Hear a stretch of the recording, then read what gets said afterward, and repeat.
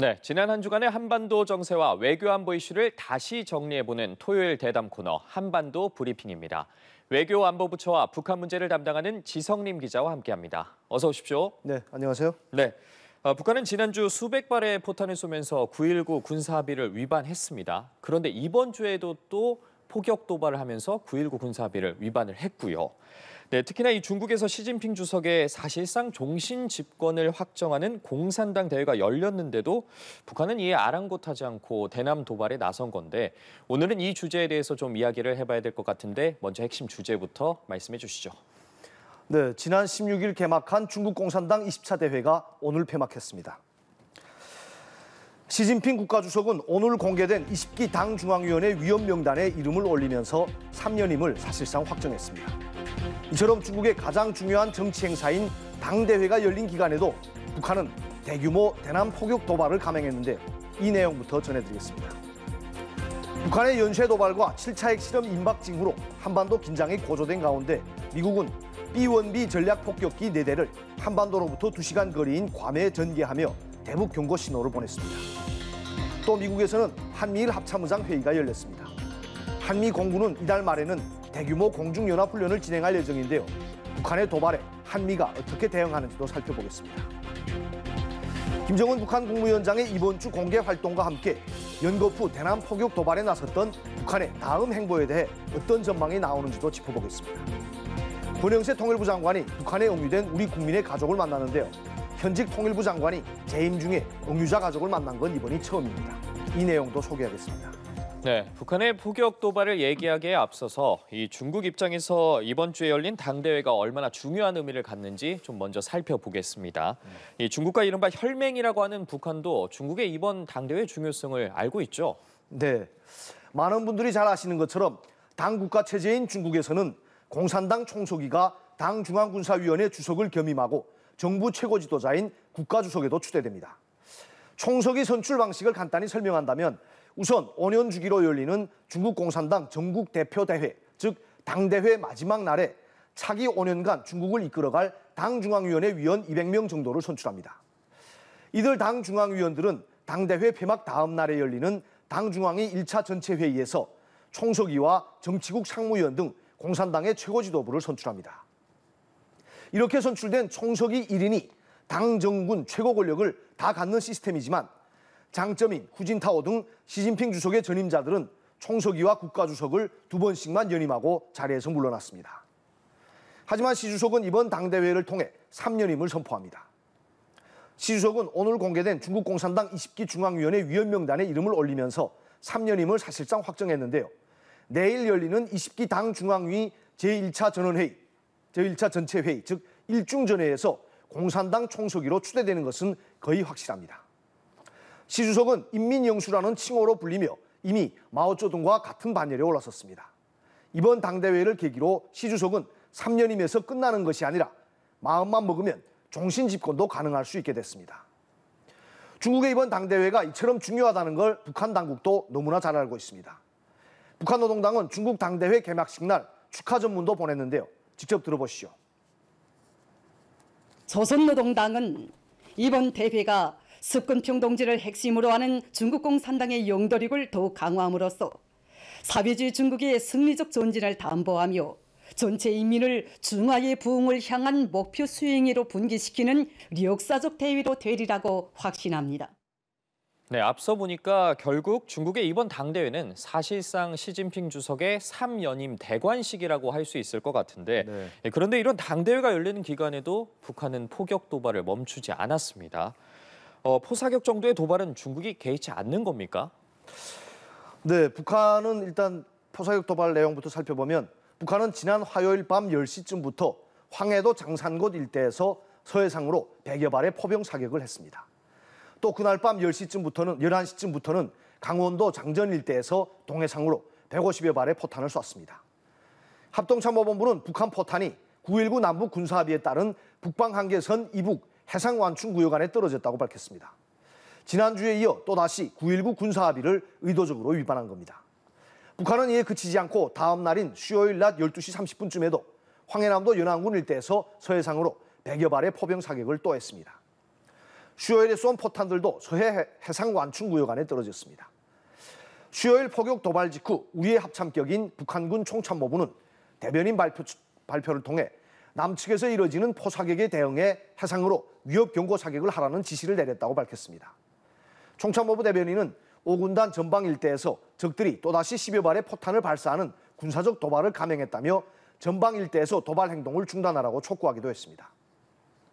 또 총참모부 대변인은 수요일 오전 발표에서는 현재 진행 중인 우리 군의 호국 훈련을 북침 전쟁 연습이라고 주장하며 자신들의 무력 도발을 정당화하기도 했습니다.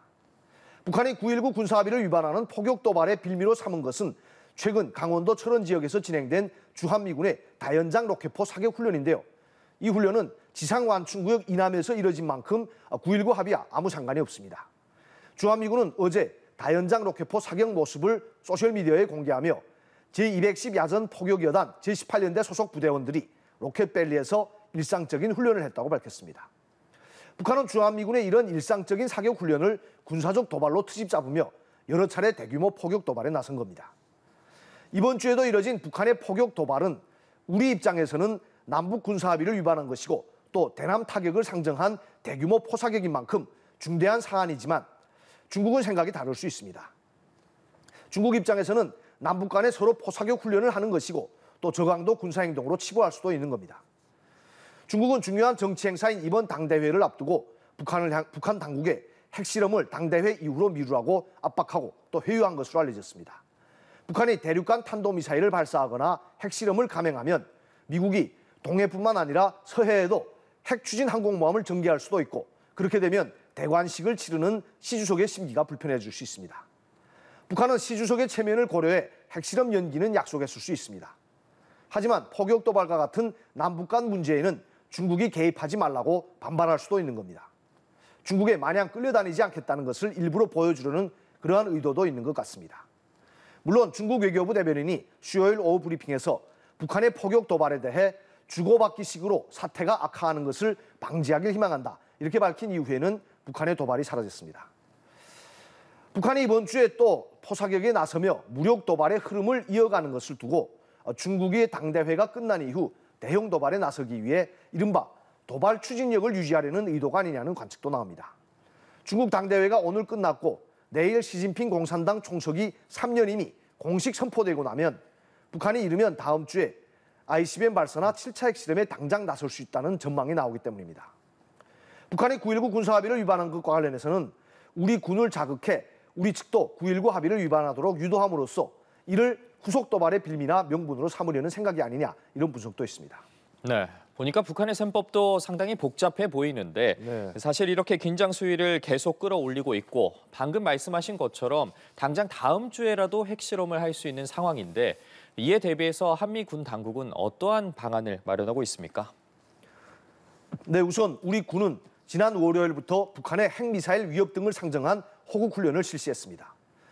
육해공군과 해병대는 다음 주 금요일까지 전후방에서 다양한 야외 기동훈련을 진행합니다. 또 매년 하반기에 연례적으로 시행하는 이 야외 기동훈련인 호국훈련은 군사대비태세 유지와 합동작전 수행 능력을 향상하는 데 초점을 맞춰 진행됩니다. 일부 훈련에는 주한미군 전력도 참가해 상호 운용성을 숙달합니다. 북한의 도발이 이어지는 분위기 속에서 현지 시간 20일 미국 워싱턴 DC에서는 한미일 합참의장 회의가 열렸습니다. 3국 합참의장은 북한의 최근 미사일 활동과 핵 개발 프로그램을 포함한 영내 안보 도전에 대해 상의했다고 합참은 전했습니다. 이 자리에서 미 합참의장은 한국과 일본을 방어하겠다는 미국의 확고한 공약을 재확인하기도 했습니다. 북한의 핵실험이 임박했다는 관측이 나오는 가운데 미 공군은 B-1B 전략폭격기 4대를 괌 앤더슨 공군기지에 전진 배치했습니다. 괌에서 한반도까지는 2시간 거리로 B-1B는 북한이 7차 핵실험을 감행할 경우 한반도 전개 예상 1순위에 꼽히는 미 전략 자산입니다.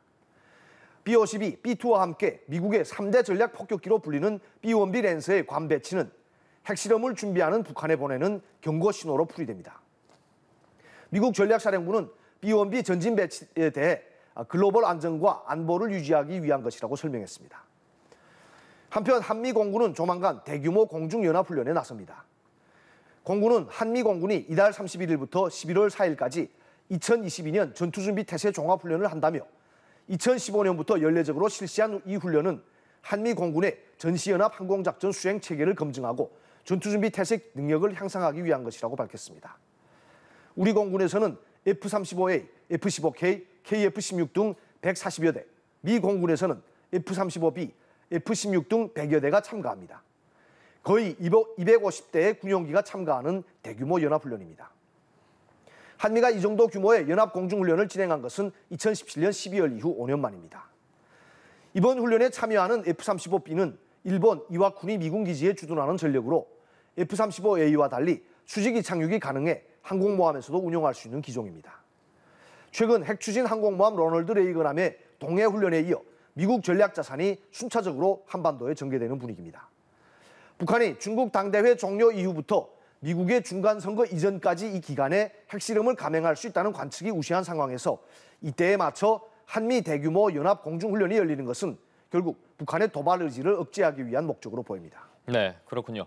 이번 주에 이뤄진 북한의 포격 도발은 북한군 총참모부 차원에서 이뤄진 걸로 알고 있습니다. 네. 김정은 국무위원장은 이번 주 군 관련 행보는 없었는데 아무래도 이 중국의 당대회 기간이어서 도발 현장을 찾지 않은 겁니까? 네, 그렇게 볼 수 있습니다. 그러니까 김정은 위원장은 9월 말부터 이달 초까지, 지난주까지죠. 각종 중단거리 탄도미사일과 순항미사일 발사를 현장에서 참관했습니다.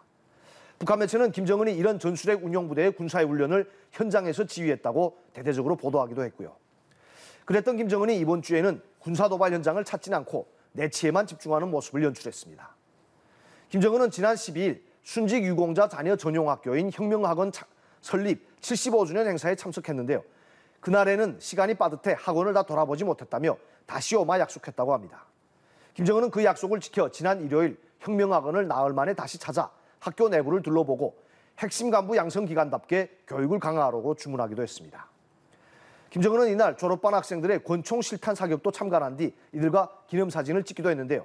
부인 리설주도 함께 이 학교를 방문했습니다. 김정은은 또 월요일에는 노동당의 중간 간부 양성 기관인 당 중앙간부학교를 찾아 강연을 하기도 했습니다. 김정은은 강연에서 노동당의 집권 역사가 80년 가까이 된다며 노동당 집권사를 100년 이상으로 이어가야 한다고 강조했습니다. 이번 주가 중국 공산당 대회가 열리는 기간이어서 김정은도 도발 현장을 찾지 않고 수위 조절을 한 것으로 보이는데요. 북한이 조만간 ICBM을 발사하고 이를 대대적으로 보도할 생각이라면 그 발사 현장에 김정은이 나가서 참관할 가능성은 있습니다. 다만 핵실험 현장에는 당연히 나가지 않습니다. 최고 지도자가 핵실험을 현장에서 참관한 적은 없었습니다. 대신 김정은이 핵실험을 하라는 친필 지시를 내리거나 또 핵실험 결과를 보고받았다. 이런 식의 보도가 나올 것으로 보입니다. 네, 그렇군요. 이번엔 주제를 좀 바꿔보겠습니다. 사실 이 북한 억류자 문제는 그동안 관심을 좀 받지 못했던 이슈인데 네. 이번에 통일부가 이 이슈를 다시 수면 위로 끄집어 올렸습니다. 통일부 권영세 장관이 북한 억류자 가족을 만났다고요? 네. 북한은 우리 국민 6명을 길게는 9년째 억류하고 있습니다. 통일부 장관이 이제야 억류자 가족을 직접 만났습니다. 권영세 통일부 장관은 어제 오후 장관실에서 북한에 억류된 우리 국민의 가족과 면담했는데요. 현직 통일부 장관이 재임 중에 북한 억류자 가족을 만난 건 이번이 처음입니다. 권 장관은 억류자 문제가 아직도 해결되지 않아 매우 안타깝게 생각한다며 우리 국민을 보호하고 원하는 곳으로 데리고 온다는 관점에서 최선을 다하겠다고 약속했습니다. 이 문제는 사실은 지난 정부들에서도 진보 보수를 가리지 않고 노력을 했는데 잘 안 됐던 부분이니까 정부로서는 기존의 방법에 더해서 정부가 할 수 있는 모든 수단을 다 동원해서 6분의 석방을 위해서 최선의 노력을 다하겠다는 말씀을 드리겠습니다. 네, 권 장관이 언급한 것처럼 북한 억류자 석방 문제는 임기 중에 남북 정상회담을 3차례나 개최했다고 자랑하는 문재인 정부에서도 해결하지 못했습니다. 이번 면담에는 2013년 10월 미립북 혐의로 북한에 체포된 김정욱 선교사의 형 김정삼 씨와 또 다른 억류자 1명의 가족이 참석했습니다. 북한은 김정욱 선교사가 국가정보원과 내통했다며 국가정보 음모죄, 간첩죄 등을 적용해 무기징역을 선고하고 지금까지 억류하고 있습니다. 북한은 북중 접경 지역에서 활동하던 김국기, 최충길 선교사도 2014년 10월과 12월에 각각 체포해 무기징역형을 내렸습니다. 2016년 7월 평양에서 한 기자회견으로 옥류 사실이 공개된 고현철 씨를 비롯한 나머지 3명은 탈북민 출신입니다. 네, 내일 시진핑 주석의 3연임이 공식 발표되고 나면 이 중국이 더는 북한을 통제할 명분이 없어집니다. 즉, 북한이 이르면 다음 주에 ICBM 발사나 7차 핵실험을 감행할 수 있다는 얘기입니다. 다음 주는 정말 바빠질 것 같은데, 지 기자, 그럼 다음 주에 뵙겠습니다. 고생하셨습니다. 네, 수고하셨습니다.